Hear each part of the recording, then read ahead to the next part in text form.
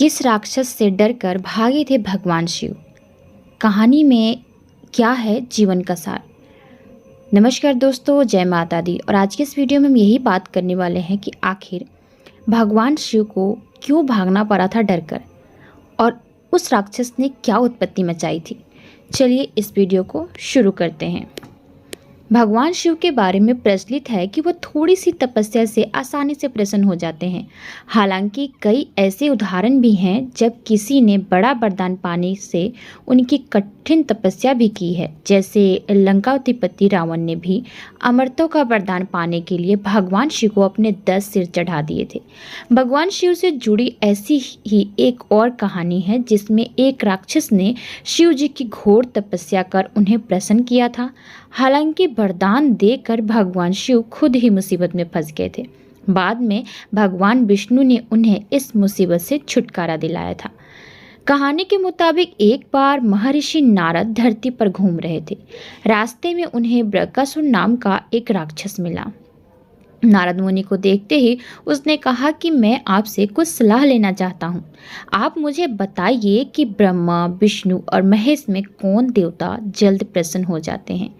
महर्षि नारद ने बहुत सोचने के बाद कहा कि वैसे तो तुम तीनों महादेवों में से किसी की भी तपस्या कर सकते हो, लेकिन ब्रह्मा और विष्णु जल्दी प्रसन्न नहीं होते हैं। उनके लिए बहुत वर्षों तक कठिन तपस्या करनी पड़ती है। यह भी हो सकता है कि तुम्हारी आयु पूरी हो जाए, लेकिन तपस्या पूरी न हो। भगवान शंकर थोड़ी आराधना से ही प्रसन्न हो जाते हैं। वे अपने भक्त की इच्छा पूरी करने के लिए सोच विचार नहीं करते हैं। बृकासुर ने भगवान शंकर की आराधना करने का फैसला किया और हिमालय के केदार क्षेत्र में जाकर आराधना करने लगा। यज्ञ, जप, तप, ध्यान सब प्रकार से वह पूजा पाठ करने लगा। कुछ दिनों के बाद उसने सोचा कि मैं शरीर और प्राण को ही भगवान शिव को अर्पित कर दूंगा। ऐसा सोचकर वह अपने शरीर का मांस काट काट कर यज्ञ कुंड में डालने लगा, लेकिन भगवान शिव प्रसन्न नहीं हुए। परेशान होकर वह एक दिन उसने अपना शीश काटकर भगवान शिव को अर्पित करने का फैसला किया। स्नान ध्यान कर जैसे ही उसने खड्ग उठाया और अपना शीश काटना चाहा कि भगवान शंकर प्रकट होकर बोले, बस करो, तुम्हारी तपस्या पूरी हुई, मैं तुम पर प्रसन्न हूँ, वर मांगो। बृकासुर हाथ जोड़कर भगवान शिव से बोला, आप मुझे वर दीजिए कि मैं जिस प्राणी के सिर पर हाथ रख दूं उसकी तुरंत मृत्यु हो जाए। शिवजी बृकासुर की यह मांग सुनकर चिंता में पड़ गए, लेकिन वरदान नहीं देने पर देव मर्यादा का उल्लंघन हो रहा था। शिवजी बृकासुर से बोले कि तुम्हारी तपस्या व्यर्थ नहीं जाएगी। तुमने मुश्किल वरदान की कामना से तपस्या की थी, इसलिए तुम्हें तपस्या भी कठिन करनी पड़ी। जाओ, जैसा वर चाहते हो वैसा ही मिलेगा। वरदान पाते ही बृकासुर की आसुरी वृत्ति जाग गई। उसने कहा कि प्रभु, आपका यह वरदान सत्य है या नहीं, इसकी परीक्षा लेना चाहता हूँ। इसलिए पहले आपके सिर पर ही हाथ रखकर देखता हूँ कि इस वर में कितनी सत्यता है। भगवान शिव ने सोचा कि यह राक्षस कुछ नहीं सुनेगा। जब बृकासुर शिव जी के सिर पर हाथ रखने के लिए आगे बढ़ा तो वह वहां से भागने लगे। इस पर बृकासुर का क्रोध बढ़ गया। वो पीछा करते हुए चिल्लाया कि महर्षि नारद की तरह आपने भी मुझसे छल किया है। वरदान की परीक्षा से डरकर क्यों भाग रहे हैं?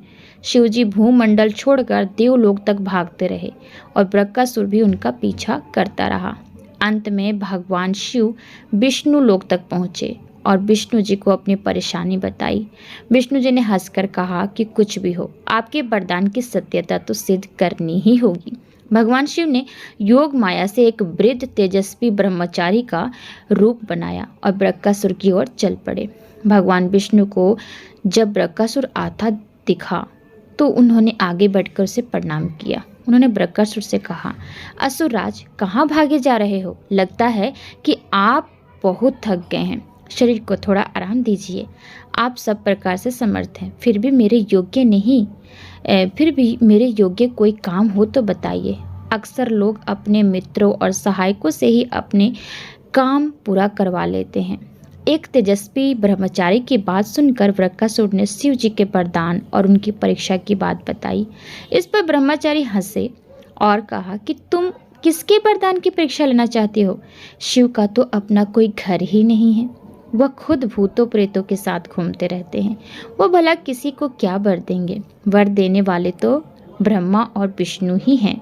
विष्णु जी ने बृकासुर से कहा कि तुम्हें वरदानी होना था तो ब्रह्मा या विष्णु की आराधना करनी चाहिए थी।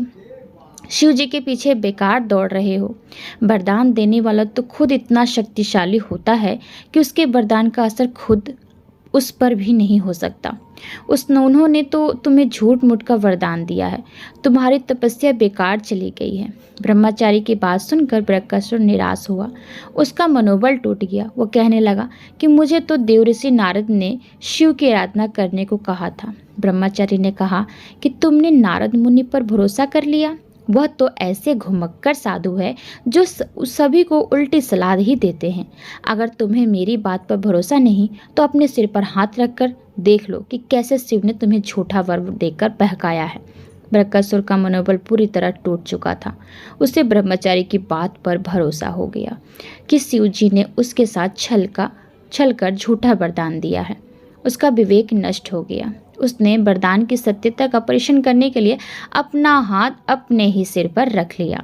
सिर पर हाथ रखते ही भयंकर अग्निपुंज प्रकट हुआ और बृकासुर उसमें भस्म हो गया।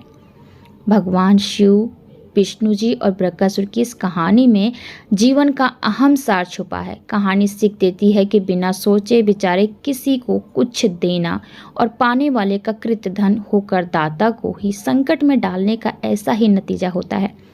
कृतधनता के उन्माद में बुद्धि विवेक नष्ट हो जाता है और उपलब्धि भी विनाश का कारण बनती है।